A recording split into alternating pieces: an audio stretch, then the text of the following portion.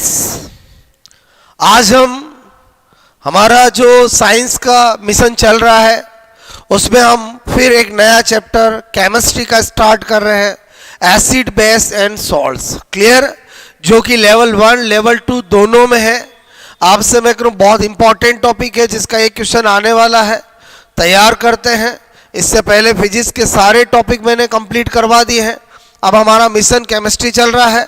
Okay, तो start करते हैं। आपसे मैं करूँ नया topic acid base and salt. आपसे मैं को अभी हम इसको प्रिपेयर कर लेंगे हर एंगल से जहाँ से एग्जामिनर पूछेगा। टॉपिक बोलो केमिस्ट्री का पढ़ने जा रहे हैं, एसिड बेस एंड सॉल्ट्स। ठीक है, बोले तो अम्ल, मैंने कहा क्षार और लवण। ओके, तो सबसे पहले एसिड का पोस्टमार्टम करते हैं। बोलो अम्ल के बारे में A to Z चीज सीखते हैं। सबसे पहले हम देखें गुणधर्म।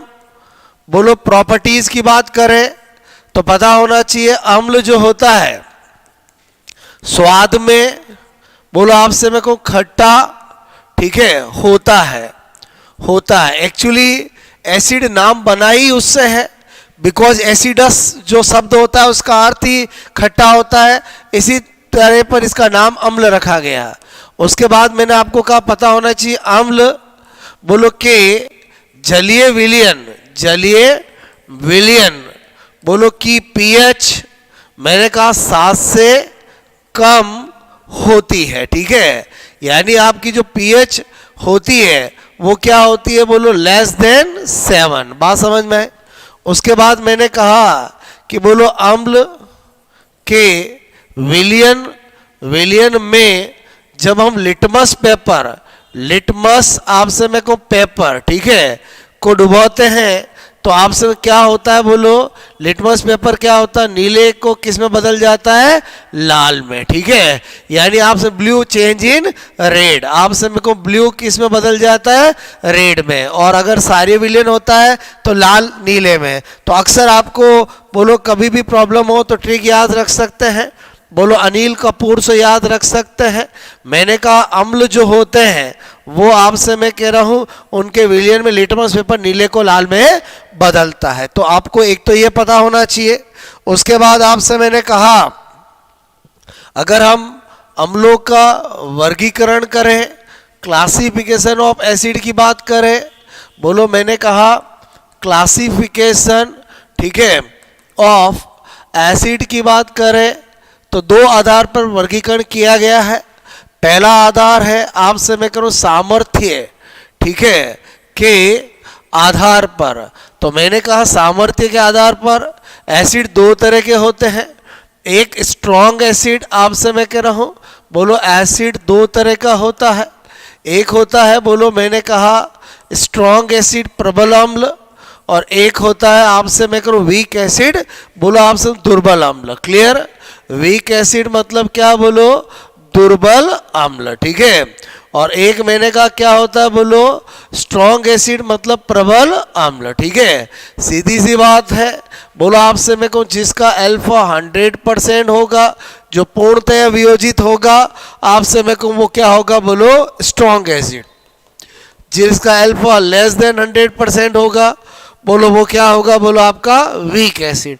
अल्फा क्या होता है, मैंने कहा यहां जो अल्फा होता है अम्ल का बोलो वियोजन, आपसे मैं को स्थिरांक। ठीक है, तो जो स्ट्रॉन्ग होते हैं बोलो आपसे वो हमेशा बोलो अम्ल का वियोजन, बोलो अम्ल के वियोजन की मात्रा, अम्ल के वियोजन की मात्रा, एक्चुअली डिग्री ऑफ डिसोसिएशन क्या होता है, बोलो डिग्री ऑफ आपसे मैं कहूँ डिसोसिएशन। ठीक है, तो मेरे कहने का मतलब है दोस्तों जिसका भी अल्फा बोलो 1 या 100% होता है, जो आपको इसी को मैं अल्फा इजिकल टू 1 भी लिख सकता हूँ, और इसी को मैं चाहूँ तो अल्फा लेस देन 1 भी लिख सकता हूँ, बात एक ही है।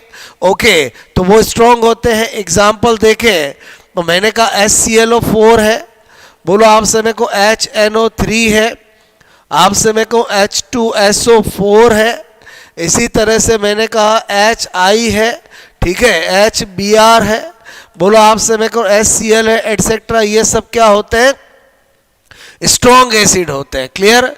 इसी तरह से वीक एसिड की बात करें तो मैंने कहा इनके अलावा सब वीक एसिड है, चाहे H2CO3 हो, चाहे आपसे मैंने कहा CH3COH एसिटिक एसिड हो, चाहे आपका फॉर्मिक एसिड हो, चाहे आपका HCN हो, चाहे आपसे मैं कह रहा हूँ H3PO4 हो, चाहे आपसे मैं को H3PO3 हो, बोलो A to Z आपसे मैं कह रहा हूँ एटसेट्रा, वो सब वीक आपसे मैं को एसिड होते हैं। तो पहला क्लासिफिकेशन समझ में आया होगा। बोलो आपसे में उसके बाद नंबर 2 पे आते हैं। नंबर 2 दूसरा क्या है, बोलो H+ आयन मैंने कहा त्यागने की आपसे मैं कहूँ संख्या के आधार पर, संख्या के आधार पर, ठीक है। किस बेसिस पे बता रहा हूं, बोलो H+ आयन त्यागने की संख्या के आधार पर। मैंने कहा आपसे मेरे को इस आधार पर अम्ल 3 तरह के होते हैं। बोलो एसिड कितने तरह के, 3 तरह के, ठीक है। एक बोला मैंने यहाँ पर, एक आपसे मेरे को क्षारीय अम्ल, क्लियर। एक क्षारीय अम्ल मतलब मोनो मैंने कहा बेसिक एसिड, क्लियर। तो आपको पता होना चाहिए सफिक्स लास्ट में क्या लिखा हुआ है, वही उसकी पहचान है। बोलो ये सारे एक अम्ल है, क्लियर। इसी तरह से मैंने कहा दूसरा द्वि, बोलो क्षारीय अम्ल, ठीक है। द्विक्षारीय अम्ल मतलब बोलो तो डाई, बोलो आपसे मैं कहूँ बाई बेसिक डाई, मैंने कहा बेसिक एसिड, क्लियर, ओके। इसी तरह से यहाँ पर आपसे मैं को नंबर 3 की बात करूँ तो मैंने लिखा 3, बोलो क्षारीय अम्ल, ठीक है। त्रिक्षारीय अम्ल का मतलब हो गया ट्राई, बोलो बेसिक एसिड, ओके। नाम से पता चल रहा है, बेस से पता चल रहा है कि एक क्षारीय में किसको रखेंगे, जो एक H+ आपसे में को त्यागते हैं, बोलो रिलीज करते हैं, वो सब इसमें आएंगे। चाहे वो स्ट्रॉन्ग हो वीक हो, उससे कोई मतलब नहीं है। HClO4 भी इसका एग्जाम्पल है, HNO3 भी इसका एग्जाम्पल है, HCN भी इसका एग्जाम्पल है, HCOOH भी इसका एग्जाम्पल है। बोलो मैंने कहा CH3COOH भी इसका एग्जाम्पल है। हर वो HCl, HF, HBr, H आपसे में को आई एवरीथिंग, हर कोई एसिड चाहे स्ट्रॉन्ग हो या वीक हो, अगर एक H+ त्यागता है तो आपका इसमें आएगा। बोलो आपसे में को इसमें कौन आएंगे, जो आपसे में को 2H+ बोलो रिलीज आपसे में को करते हो, जो 2H+ रिलीज करते हो वो इसमें आएंगे। चाहे वो आपका H2SO4 हो, चाहे वो आपका आपसे मैं कह रहा हूँ H2CO3 हो, चाहे आपसे मैं कह रहा हूँ H3PO बोलो 3 हो, क्लियर। मेरे कहने का मतलब है कि यहाँ पर आपको अगेन समझने की जरूरत है। यहाँ पर आपको दिख रहे 3 लेकिन 2 ही त्यागते हैं, अभी आपको बताता हूँ। इसी तरह से एक यहाँ पर H3PO2 लिख सकते हैं, बोलो स्टार लगा रहा हूँ बिकॉज इसमें दिखते 3 है लेकिन एक ही त्यागता है। अभी आपको इनका नाम, इनकी स्ट्रक्चर एवरीथिंग बताऊंगा। और इसमें मैंने कहा जो 3H+ आप समय को रिलीज करते हैं, ठीक है। और एग्जाम्पल लिखना चाहें तो H3PO4। और एक बात और पता होने चाहिए, ये जितने H+ त्यागते हैं वही उनकी क्या होती है, सारकता। तो इसकी मतलब हुआ इसकी सारकता, बोलो बेसिसिटी कितनी हो जाएगी, बोलो 3 हो जाएगी। आपसे मैं करूँ इन सब की, बोलो अगर आपको सारकता पूछे, बोलो सारकता पूछे, बेसिसिटी पूछे, सारकता पूछे, तो आपसे मैं कह रहा हूँ कितनी हो जाएगी, 2 हो जाएगी। और आप समय को इनकी भी अगर सारकता पूछे तो कितनी हो जाएगी, 1। इसका मतलब अम्लों की हमेशा क्या होती है, सारकता होती है, बेसिसिटी होती है, जो जितने H+ त्यागता है वही होती है। अब अगर मैं स्पेशल नोट बताऊं, स्पेशल नोट की बात करें तो हमने अभी देखा 3 नाम आए। एक आया H3PO4, बोलो आपसे मैं करो, एक आया H3PO3, एक आया बोलो H3PO2, क्लियर। तो H3PO4 जो है एक्चुअली उसको बोलते हैं, बोलो मैंने कहा फॉस्फोरिक एसिड। क्या बोलते हैं बोलो? Phosphoric acid. क्लियर? बोलो हिंदी में बोले तो फॉस्फोरिक अम्ल बोलते हैं। क्या बोलते हैं? फॉस्फोरिक अम्ल। बात समझ में आए? इसको आपसे मैं कह रहा हूं फॉस, बोलो मैंने कहा फॉरस एसिड। क्लियर? क्या बोलते हैं हिंदी में बोलो? फॉस्फोरस अम्ल बोलते हैं। क्लियर? इसी तरह से इसको बोलते हैं हाइपोफॉस्फोरस। क्या बोलते हैं? हाइपो, आपसे मैं कह रहा हूं मैंने कहा फॉस, बोलो फॉरस एसिड। क्लियर? क्या बोला जाता है? हाइपो, मैंने कहा बोलो फॉस, बोलो फॉरस अम्ल। क्लियर? बात समझ में आई? बोलो अगर मैं यहां पर देखूं कि आपसे मैं H3PO4, क्लियर, इसकी स्ट्रक्चर को जानूं तो इसकी स्ट्रक्चर आपसे मेरे को कुछ इस तरह की होती है। और आपको पता होना चाहिए कि केमिस्ट्री के अंदर वही H+ त्यागा जा सकता है जो उच्च विद्युत ऋणी से जुड़ा हुआ हो। तो यहां पर बोलो आपसे मेरे को 3 H+ एक्टिव है तो 3 H+ यहां पर रिलीज होंगे। क्लियर? अगर हम H3PO3 की स्ट्रक्चर देखें तो मैंने कहा इसकी स्ट्रक्चर को समझना, बोलो आपसे मैं कह रहा हूं ये इसकी स्ट्रक्चर होती है। क्लियर? बोलो आपसे मैं कह रहा हूं H123 P1 और 3O। क्लियर? तो हमने देखा कि जो H होने 3 से कोई मतलब नहीं है, बोलो 2 H+ ही ये बोलो क्या किया जाएगा? त्याग बोलो होंगे। क्लियर? क्योंकि 2 ही सक्रिय है। बात समझो? जो उच्च विद्युत ऋणी से जुड़ा होगा वही रिलीज हो सकता है। और यहां पर अगर हम देखें तो मैंने आपसे कहा इसकी स्ट्रक्चर देखें तो इसकी स्ट्रक्चर ये होती है और इसमें केवल एक H+ ही क्या होता है? सक्रिय होता है। क्लियर? इसलिए एक H+ ही त्यागा जा सकता है। आई होप आपको मेरी बात समझ में आई होगी। Logic clear? तो सब क्लियर, कुछ याद करने की जरूरत नहीं है। अदरवाइज आप ध्यान रखो कि बोलो आपसे जितने ऑक्सीजन हो गए उससे 1 M आपका बोलो H त्यागा जाएगा। 4 है तो 3, 3 है तो 2 और 2 है तो 1। क्लियर? ये आपको मैंने किसके बारे में बताया? आपसे मेरे को एसिड की प्रॉपर्टी और एसिड का वर्गीकरण बताया। अब आपसे मेरे को बहुत सी बार एग्जाम के अंदर क्वेश्चन आ जाता है कि ऑक्जेलिक एसिड किस में होता है, मैलिक एसिड किस में होता है। तो इसका मतलब हुआ एसिड और उनके सोर्स भी हमें पता होना चाहिए। तो अगेन क्या लिखा मैंने? बोलो अम्ल आपसे मेरे को तथा उनके मैंने कहा विशिष्ट बोलो आपसे स्रोत। जो आपको आपसे मेरे को आज से 15-20 साल के अंदर किसी भी एग्जाम के अंदर जो क्वेश्चन पूछे गए हैं वो सब कुछ मैं आपको यहाँ पर अभी बता दूंगा। एक तरफ लिख रहा हूँ बोलो अम्ल का नाम और एक तरफ मैं लिख रहा हूँ बोलो आपसे मेरे को स्रोत। Okay, source. जैसे मैंने सबसे पहला लिखा बोलो आपसे मैलिक अम्ल। क्लियर?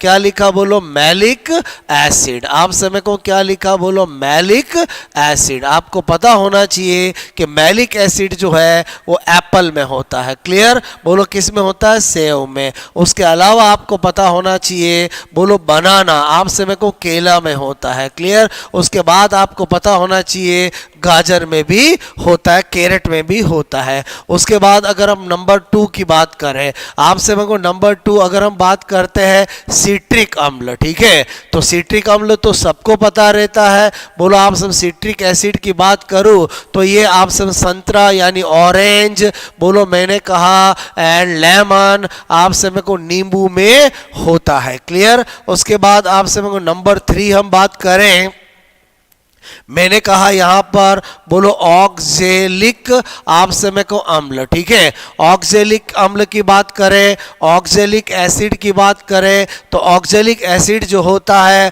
वो आपसे मैंने कहा आपको पता होना चाहिए टमाटर में होता है और पालक में होता है। ठीक है, इसीलिए आपने देखा होगा जिन व्यक्तियों को बोलो किडनी स्टोन की प्रॉब्लम होती है उन्हें डॉक्टर कम खाने टमाटर या बंद करने की कहा जाता है, क्योंकि जो किडनी की स्टोन होती है वो कैल्शियम ऑक्जेलेट से बनती है। अगर कोई पर्सन बार बार बहुत ज़्यादा टमाटर खाएगा तो आपसे मेरे को अगर किसी में पहले से स्टोन की प्रॉब्लम है तो वो बढ़ेगी या रिकरेंट होने की कोशिश होगी। तो आपसे मेरे को ऑक्जेलिक एसिड ध्यान रखना है टमाटर और पालक में होता है। इसी तरह से अगर हम बात करें यहाँ पर मैंने कहा टार्ट्रिक अम्ल की बात करें, बोलो आपसे मेरे को किसकी बात करें, बोलो मैंने कहा टार्ट्रिक, बोलो आपसे टार्ट्रिक, बोलो टार्ट्रिक एसिड की बात करूं तो एक तो पॉपुलर है ही है इमली, आपसे मैं करूं मैं तो ये होता ही है, उसके अलावा आपको पता होना चाहिए बोलो आम में होता है, और उसके अलावा आपको पता होना चाहिए अंगूर में होता है। क्लियर,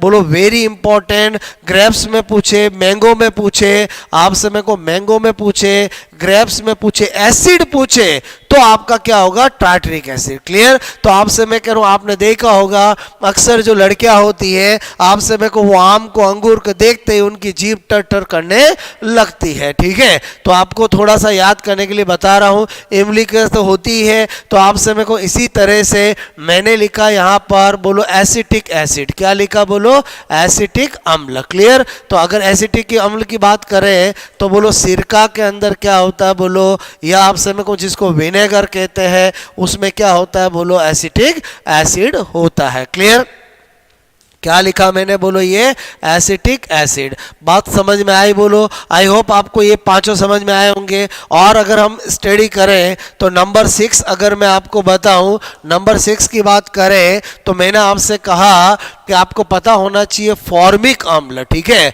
फॉर्मिक अम्ल किस में होता है, तो फॉर्मिक अम्ल मैंने कहा बिच्छू में होता है, बोलो आपसे मेरे को बिच्छू में होता है। उसके बाद आपको पता होना चाहिए लाल चींटी जो होती है उसमें होता है, और उसके अलावा मधुमक्खी में होता है, और जिनके अंदर भी ये होता है वो जब भी काटती है तो एक बार करंट जैसा लगता है, आपसे मेरे को ये पता होना चाहिए। उसके बाद आपको पता होना चाहिए एस्कॉर्बिक, मैंने कहा एस्कॉर्बिक अम्ल की बात करें, एस्कॉर्बिक अम्ल किस में होता है, आंवला इसका बहुत अच्छा सोर्स है, अक्सर एग्जाम में पूछ लिया जाता है। बोलो आपसे कि एस्कॉर्बिक एसिड किस में होता है, बोलो आंवले में होता है। मेरी बात समझ में आए बोलो ओके।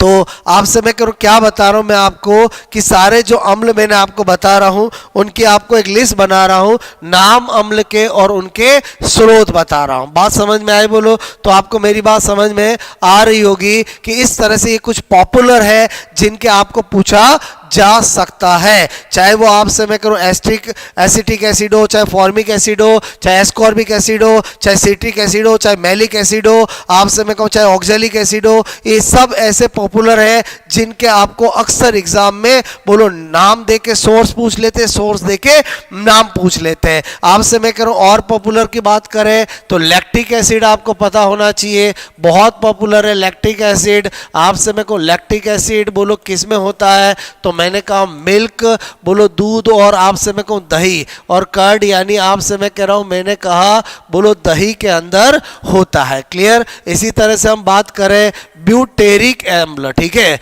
ब्यूटेरिक अम्ल किस में होता है, बोलो मैंने लिखा ब्यूटेरिक एसिड। तो ब्यूटेरिक एसिड जो होता है वो मक्खन में होता है, किस में होता है बोलो मक्खन में। क्लियर, तो आप जानते ही हो जो ज़्यादा मक्खन खाते हैं उनकी ब्यूटी चमक जाती है, तो आपको इस तरह से ध्यान रख सकते हो। और आपसे दूध और दही का तो आप जानते ही हो लैक्टिक एसिड में होता है। बोलो बात समझ में आए।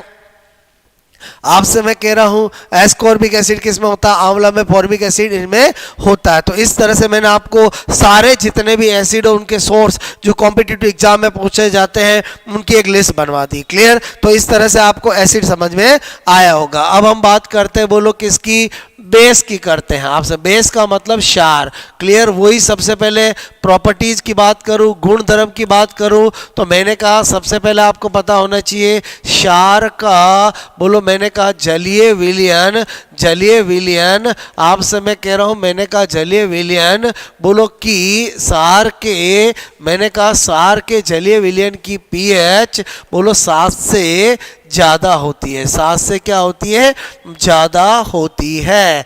क्लियर, यानी मेरे कहने का मतलब है अर्थात जो पीएच आपसे मैं कह रहा हूँ is greater than 7। Clear, for basic solution. और मैंने कहा इफेक्ट आपसे मैं को ऑन लिटमस पेपर देखे, लिटमस पेपर देखे बोलो आपसे मैं कहूँ तो क्या होगा, रेड को किस में चेंज करेगा, ब्लू में। अगर आपको एसिड का पता है तो उल्टा हो जाएगा। उसके बाद क्षार जो होता है वो कैसा होता है, बीटर, यानी बोलो आपसे मैं कड़वा। क्लियर, तो आपको ये भी पता होना चाहिए। ठीक है, उसके बाद हम बात करते हैं बोलो क्लासिफिकेशन।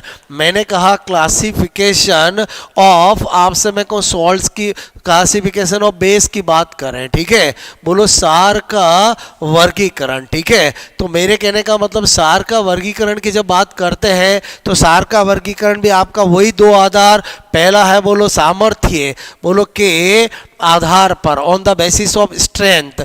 बोलो आपसे मैं सामर्थ्य के आधार पर मतलब ऑन द, आपसे ऑन द बेसिस ऑफ मैंने कहा स्ट्रेंथ, ठीक है। ऑन द बेसिस ऑफ आपसे मैंने कहा स्ट्रेंथ, सामर्थ्य के आधार पर जो बेस होता है वो आपसे मैं कहूँ दो तरह का होता है, एक स्ट्रॉन्ग बेस आपसे मैं करूँ और एक वीक बेस, ठीक है। स्ट्रॉन्ग बेस कौन होगा, बोलो आपसे मैं करूँ जिसका अल्फा क्या होगा 100%, या आपसे मैं को अल्फा क्या होगा 1। क्लियर। फॉर एग्जाम्पल मैंने कहा यहाँ पर NaOH है, KOH है, बोलो रुबीडियम OH है, बोलो आपसे मैं कह रहा हूँ सीजियम OH है, बोलो क्लियर। और इसी तरह से बेरियम हाइड्रोक्साइड है, क्लियर।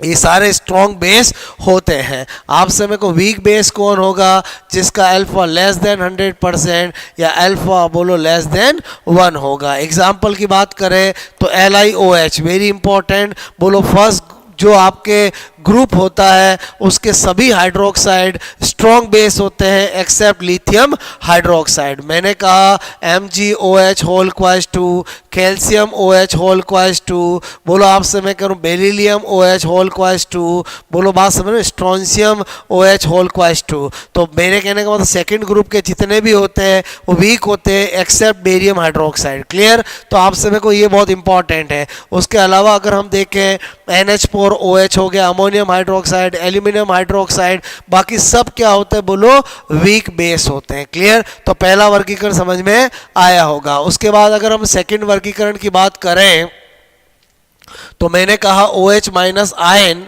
बोलो आपसे मेरे को त्यागने, बोलो त्यागने की संख्या आपसे मैं करूं के आधार पर, ठीक है। OH माइनस आयन त्यागने की संख्या के आधार पर, on the basis of releasing of OH minus hydroxyl ion. इस आधार पर देखें तो बेस अगेन मैं आपसे कहूँ 3 प्रकार का होता है।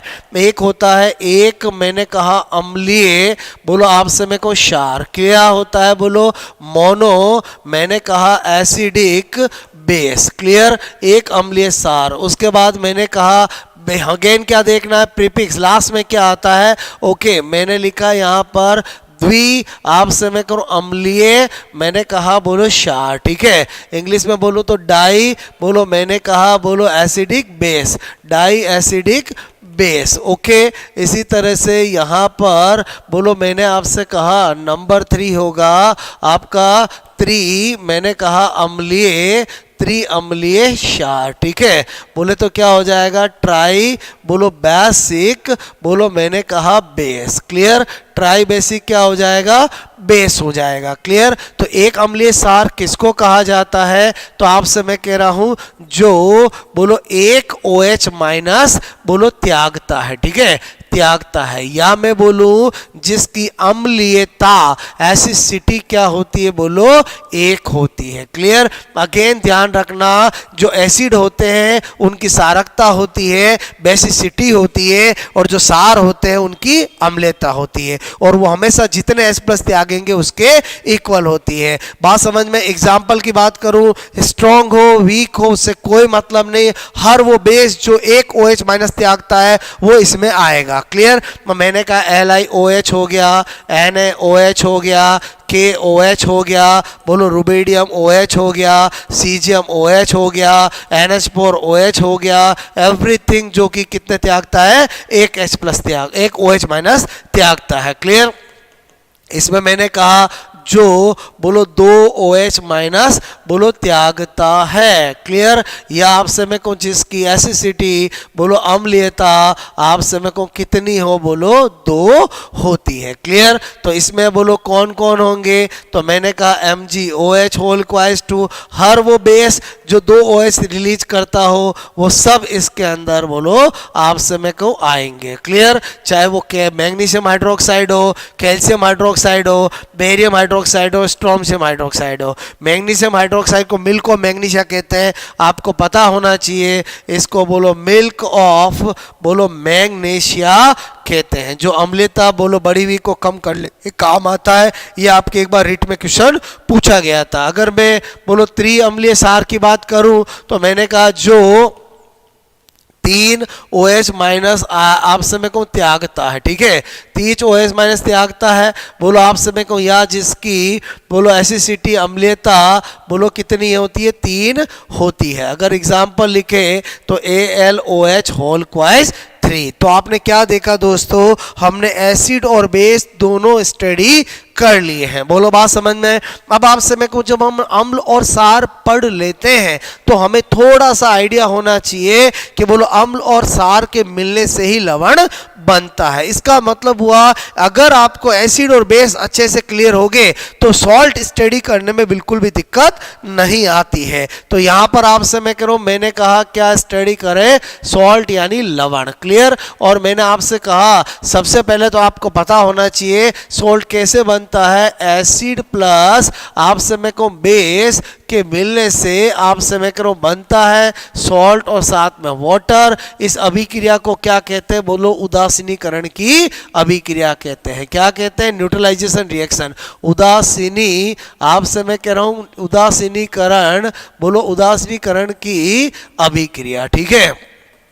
यानी लवण का निर्माण किस अभिक्रिया से होता है, बोलो न्यूट्रलाइजेशन रिएक्शन से होता है। तो आपसे मैं कह रहा हूँ इसका मतलब हुआ। फिर अगर हम लवणों का वर्गीकरण देखें, लवणों का वर्गीकरण आपसे मैं कह रहा हूँ पहला वर्गीकरण तो क्या हो जाएगा, नंबर 1 मैंने कहा बोलो रासायनिक संगठन, ठीक है, रासायनिक संगठन केमिकल कंपोजिशन, ठीक है। बोलो मैंने कहा केमिकल बोलो कंपोजिशन, ठीक है, केमिकल कंपोजिशन आपसे मैं कह रहा हूं के आधार पर, क्लियर। बोलो आपसे मैं को किस बेसिस पे बता रहा हूं, रासायनिक संगठन के आधार पर। अगर इस बेसिस पे देखें तो सोल्ट तो आपसे 4 ही तरह के हो सकते हैं, बोलो वीक एसिड, बोलो वीक बेस। बात समझ में आए। बोलो मैंने कहा पहला मैंने लिखा strong acid strong base, clear, salt, okay. दूसरा क्या लिख सकता हूँ, strong acid weak base salt. आपसे मैं करूँ तीसरा क्या हो सकता है, बोलो हमने देखा कि weak acid strong base salt. और मैंने कहा नंबर 4 क्या होता है, बोलो weak acid weak base salt. इन 4 के अलावा 5वां कोई टाइप होता नहीं है। तो मेरे कहने का मतलब है कि आपको केमिकल कंपोजिशन के अंदर अगर कोई भी एक सॉल्ट दिया जाए और पूछा जाए कि कैसा बना, किसका बना हुआ है, तो आपको अम्ल और सार का अच्छे से नॉलेज होना चाहिए। जैसे मैंने आपसे कहा कि यहाँ पर बोलो मैंने एग्जाम्पल लिया NaCl, क्लियर। बोलो मैंने लिखा KCl, मैंने लिखा आपसे मैं कह रहा हूँ NH, आपसे मैं कहूँ बोलो मैंने यहाँ पर लिखा सपोदेट, आपसे मैं कह रहा हूँ बोलो Na2SO4, ठीक है, मैंने लिखा K2SO4, ये एटसेट्रा कितने भी लिख सकता हूँ। आपको किसी को चेक करना, जैसे NaCl को चेक करना, वापस जल की अभिक्रिया कराओ, आपको लगेगा एक NaOH और एक HCl है,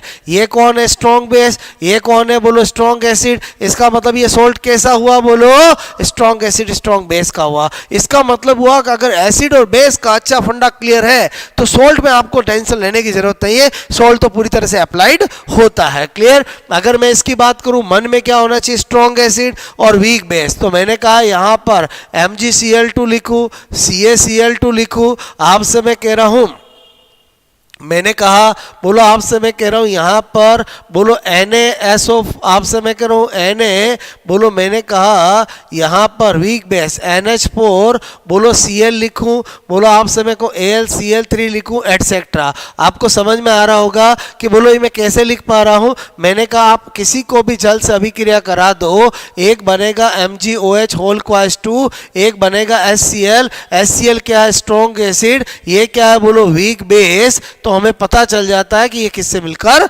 बना है, क्लियर। तो इसका मतलब एक भी सॉल्ट को याद करने की जरूरत नहीं है, आपको खुद को पहचान आनी चाहिए। बोलो आप सभी को week acid strong base, example देखें तो CH3CONa लिख सकता हूँ, SCONa लिख सकता हूँ। बोलो बात समझ लो ना, ठीक है, Na2CO3 लिख सकता हूँ, K2CO3 लिख सकता हूँ। किसी को भी चेक करना हो, सपोज इसी को चेक करना, जल से अभिक्रिया कराई, एक बना KOH और एक बना H2CO3, ये कौन बना? Strong base. ये कौन बना? बोलो वीक एसिड। तो ये बोलो सॉल्ट किस प्रकार का हुआ? आप कहोगे वीक एसिड स्ट्रॉन्ग बेस। अगर मैं इधर बात करूं आपसे, मेरे को वीक एसिड वीक बेस वाले की, तो मैंने कहा यहां पर CH3CONH4 लिख सकता हूं। बोलो आप अमोनियम एसीटेट लिख सकते हैं। बोलो मैंने लिखा NaCONH4 लिख सकते हैं। क्लियर। इसी तरह से मैंने कहा NH4 होल क्वाइस 2 CO3 लिख सकते हैं, क्योंकि ये वीक एसिड और वीक बेस से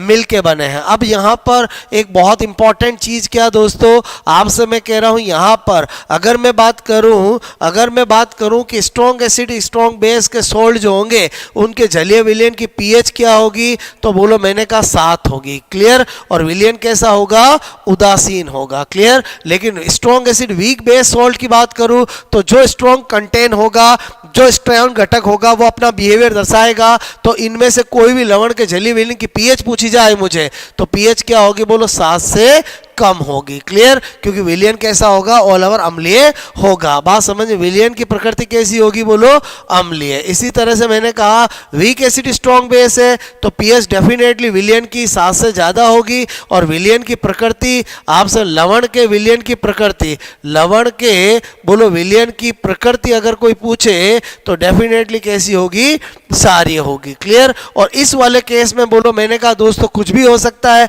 क्योंकि दोनों वीक है। तो आपसे मैं कह रहा हूं, मैंने कहा के और केबी पर निर्भर। क्लियर। कि बोलो कैसी होगी? मेरे कहने का मतलब यदि आपको जब भी ये दे और इसकी प्रॉपर्टी पूछे तो कंडीशन देगा के इज ग्रेटर देन केबी है,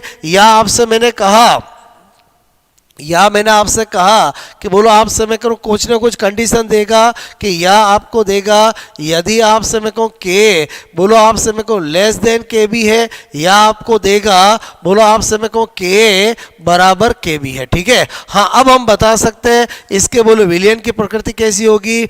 अम्लीय।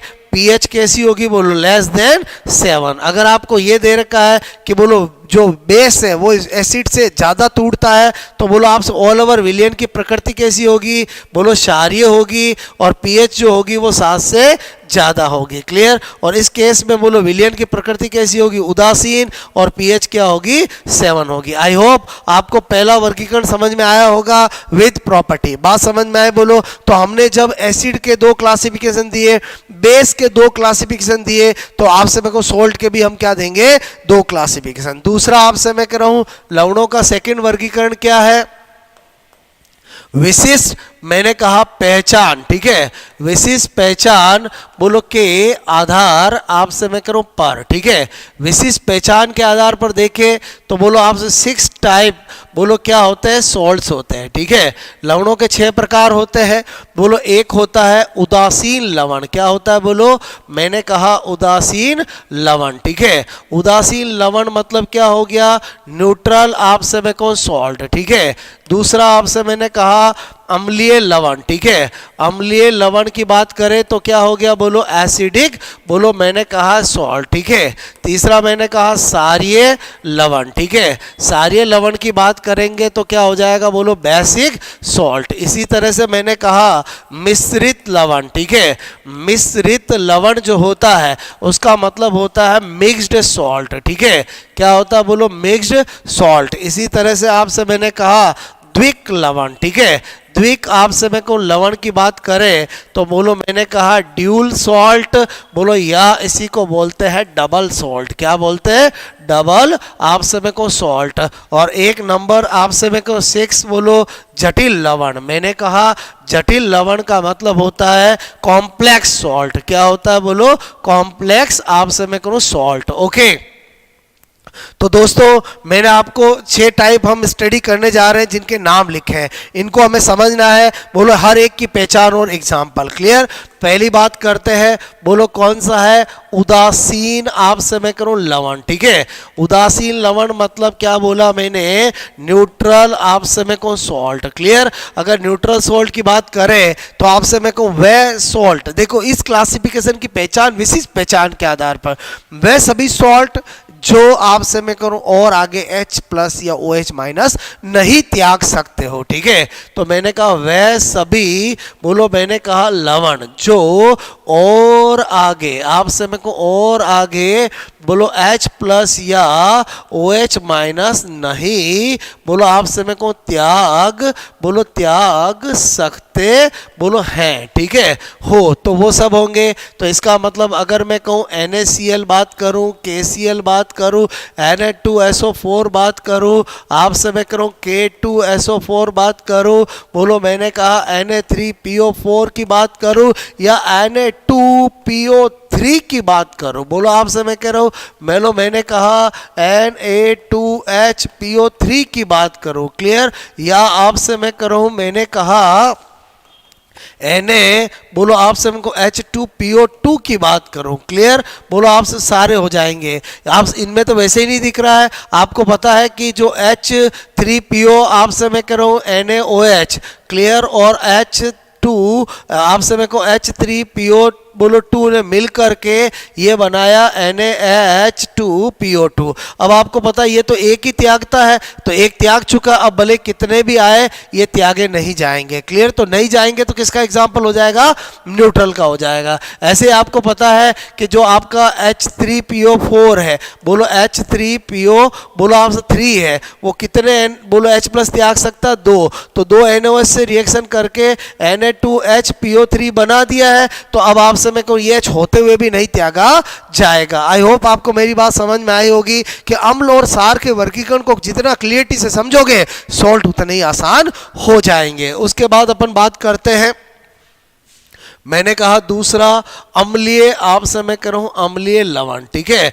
अम्लीय लवण का मतलब है वह लवण, ठीक है, जो आपसे मैं करूं और आगे, ठीक है, और आगे आपसे मैं कह रहा हूं H प्लस रिलीज आपसे मैं को कर सकता है, ठीक है। तो कौन हो जाएंगे एग्जाम्पल? मैंने लिखा NaHSO4, क्लियर, बोलो KHSO4, मैंने लिखा NaHCO3, क्लियर, एटसेट्रा। तो आपने देखा कि बोलो H2SO4 तो 2 त्यागता है, अभी एक त्याग चुका है और एक बेस से रिएक्शन करके लवण बना चुका है, लेकिन ये अभी और H प्लस त्याग सकता है। तो ये अकॉर्डिंग टू आइडेंटिफिकेशन किसके अंदर आ जाएगा? अम्लीय लवण। मैंने कहा अगर बात करते हैं सारीय लवण की, तो सारीय लवण का क्या होगा? वह लवण आपसे मैं कह रहा हूं जो बोलो और आगे, ठीक है, मैंने कहा बोलो OH माइनस रिलीज बोलो कर सकता है, रिलीज मतलब त्याग सकता है, ठीक है।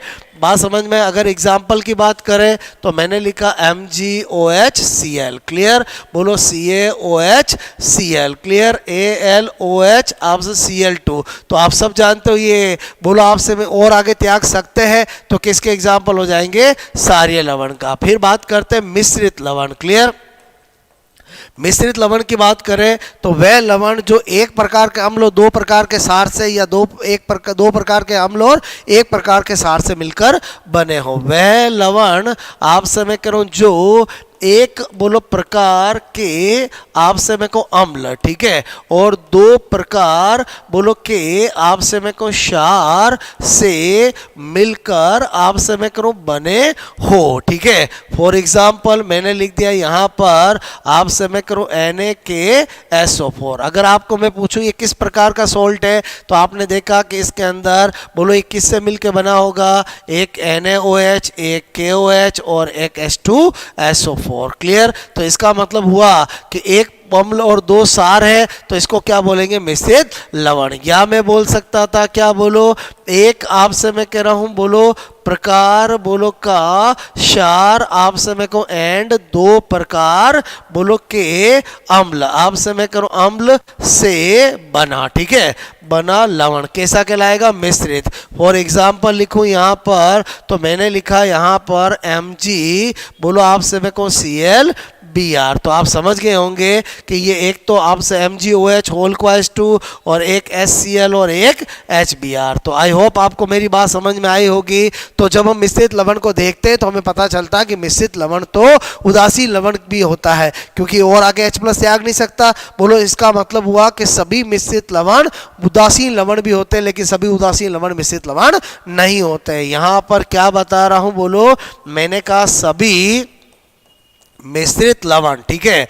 बोलो आपसे मेरे को उदासीन लवण, आपसे मेरे को लवण भी होते हैं, ठीक है, होते हैं, परंतु सभी उदासीन आपसे मेरे को लवण, ठीक है, लवण, बोलो मैंने कहा मिश्रित, बोलो लवण आपसे मेरे को नहीं होते हैं। क्लियर? आई होप आपको मेरी 4 लवण समझ में आए होंगे। उसके बाद अगर हम बात करें नंबर 5 की बात करें तो मैंने कहा द्विक, ठीक है, बोलो लवण की बात करते हैं। द्विक लवण मतलब dual salt. Clear? Dual salt की बात करें, द्विक लवण की बात करें तो आपसे मैं कह रहा हूं ऐसे लवण जो 2 उदासीन लवण से मिलकर बने हो, वह बोलो आपसे मैं को लवण जो मैंने कहा 2 उदासीन लवण, ठीक है, लवण आपसे मैं कह रहा हूं बोलो से बोलो मिलकर आपसे मैं को बने हो। क्लियर? जैसे एग्जाम्पल अगर मैं दूं आपको तो मैंने एग्जाम्पल लिखा यहां पर, बोलो मैंने लिखा NH4, आपसे मैं कह रहा हूं बोलो आपसे मैं को NH4, बोलो यहां पर होल क्वाइस 2SO4, बोलो Al2SO4 होल क्वाइस 3 24H2। और फिटकरी का एग्जाम्पल है, बोलो ये एक अपना उदासीन लवण है, ये एक अपना उदासीन लवण है। किसी लवण के अंदर 2 उदासीन लवण हो तो वो किसका एग्जाम्पल होगा? ड्यूल सॉल्ट का एग्जाम्पल होगा। आई होप आपको मेरी बात समझ में आई होगी। K2SO4 आप सभी को Fe2SO4 होल क्वाइस 3 24H2, ये एक उदासीन लवण है, ये एक उदासीन लवण है। तो इसका मतलब हुआ सभी द्विक लवण उदासीन लवण के भी उदाहरण होते हैं, लेकिन सभी उदासीन लवण द्विक लवण के उदाहरण नहीं होते हैं। उसके बाद अपन बात करते हैं, बोलो मैंने कहा जटिल लवण। क्लियर? जटिल लवण की बात करें, कॉम्प्लेक्स सॉल्ट की बात करें। क्लियर? तो आप समय को कॉम्प्लेक्स सॉल्ट तो पहचान सकते हैं कि बोलो आपसे संकुल यौगिक, मैंने कहा संकुल यौगिक, ठीक है, संकुल यौगिक आप समय करूं या जटिल यौगिक, बोलो जटिल आप समय को यौगिक, बोलो यौगिक मैंने कहा जटिल लवण आपसे मैं कह रहा हूं लवण, बोलो होते हैं, ठीक है। जैसे मैंने कहा एग्जाम्पल लिखूं, बोलो K4Fe, बोलो CN6। क्लियर? तो ये तो देखते ही पता चलते हैं कि बोलो आपको कोई पूछे ये किस प्रकार का लवण है तो आपसे कॉम्प्लेक्स सॉल्ट का एग्जाम्पल है। तो आपसे मैं करूं दोस्तों, मैंने आपको एसिड बेस सॉल्ट, क्लियर, उनका मीनिंग, उनकी प्रॉपर्टी, उनके क्लासिफिकेशन, उनके एग्जाम्पल, एवरीथिंग बता चुका हूं। क्लियर? एक स्पेशल नोट और बता रहा हूं जो आपसे मैं करूं, जो आपका एग्जाम बोर्ड लेने जा रहा है उसने बोलो एक बार लैब असिस्टेंट में क्वेश्चन पूछा आपको, बोलो बी आपसे मैं कह रहा हूं मैंने कहा बोलो OH होल क्वाइस 3, ठीक है, बोलो आपसे मैं क्वेश्चन पूछा था, बोलो होता है, ठीक है, होता है। तो आपसे में को ऑप्शन होता है एक दुर्बल, आपसे में को क्षार, बोलो एक होता है प्रबल क्षार, आपसे मैं करूं एक होता है दुर्बल अम्ल, आपसे मैं करूं एक होता है, बोलो ऑप्शन है आपको प्रबल अम्ल, ठीक है। तो इसमें अक्सर स्टूडेंट धोखा खा जाते हैं कि स्टूडेंट को लगता है OH है तो क्षार होता होगा, जबकि आंसर क्या है, बोलो वीक एसिड है। ऐसा कैसे? तो मैंने कहा सॉल्यूशन समझो, एक्चुअली BOH होल क्वाइस 3 जो है वो आपसे मेरे को H3BO3 बोले तो बोरिक अम्ल का सूत्र है। किसका है? बोलो बोरिक अम्ल। और बोरिक अम्ल जो होता है, बोलो बोरिक अम्ल जो होता है वो ऐसा एसिड होता है जो H+ नहीं देता लेकिन OH- लेता है। क्लियर? बोलो आपसे मैं करूं ये ऐसा, बोलो मैंने कहा दुर्बल आप समय को अम्ल होता है जो बोलो मैंने कहा H+ नहीं, बोलो आप समय को देता है, ठीक है, परंतु मैंने कहा परंतु OH- लेता है। क्लियर? तो आई होप आपको मेरी बात समझ में आई होगी। तो आपसे मैं करूँ इस तरह से हमने acid base salt complete study मैंने आपको कराया और आपसे मैं कह रहा हूँ आप बहुत अच्छे से समझ चुके होंगे, क्योंकि आपसे मैं टू द पॉइंट बात करता हूँ। आपसे मैं कह रहा हूँ हम जितना कंप्रेस फॉर्म में और आपसे मैं कह रहा हूँ रैपिड फॉर्म में किसी भी टॉपिक को तैयार कर ले वो हमारे लिए उतना ही बेस्ट है, ताकि ज़्यादा से ज़्यादा रिवीजन कर पाओ। आपसे मैं कह रहा हूँ आई होप ये आपको लेक्चर जरूर पसंद आया होगा। आप बताएं हमें, आज से हमारी केमिस्ट्री की सीरीज चालू हो चुकी है। तो आपसे मैं कह रहा हूँ फिजिक्स आपका भी कंप्लीट हो गया होगा। अगर किसी ने रीड साइंस में अभी तक तैयारी नहीं की है, अगर मेरे साथ तैयारी करेगा तो भी आपसे मैं कहूँ उसका 10-15 दिन में पूरा कोर्स हो जाएगा। क्लियर? बेस्ट ऑफ लक, पढ़ते रहें और मस्त रहें।